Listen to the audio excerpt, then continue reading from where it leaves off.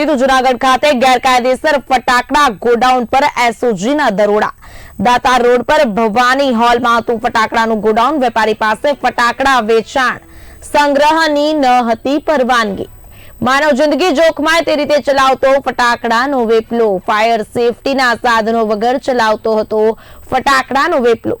પોલીસે તમામ મુદ્દામાલ જપ્ત કર્યો છે। સાથે સાથે જ ફટાકડાનો જથ્થો જપ્ત કરીને આગળની કાયદેસરની કાર્યવાહી હાથ ધરી છે। મહત્વના સમાચાર જૂનાગઢ ખાતેથી હાલ સામે આવ્યા છે। આપને જણાવવા માંગીશ કે ગેરકાયદેસર ફટાકડા ગોડાઉન પર એસઓજીની ટીમે દરોડા પાડીને આગળની ધોરણસરની કાર્યવાહી હાથ ધરી છે।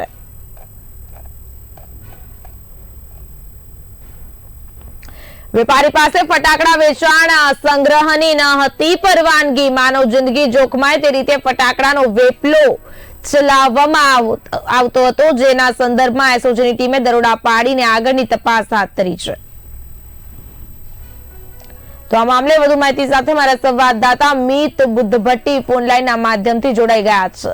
મિતજી, જૂનાગઢમાંથી ગેરકાયદેસર ફટાકડા ગોડાઉન પર એસઓજીની ટીમે દરોડા પાડ્યા છે, શું છે સમગ્ર માહિતી?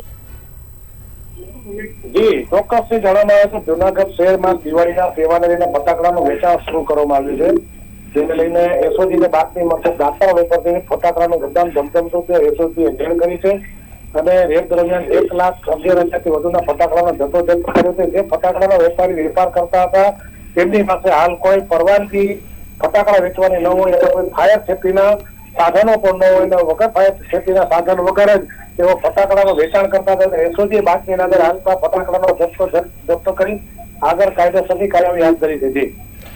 ચોક્કસથી મિતજી, મહત્વનું છે કે માનવ જિંદગી જોખમાય તે રીતે આ ફટાકડાનો વેપલો ચલાવવામાં આવતો હતો।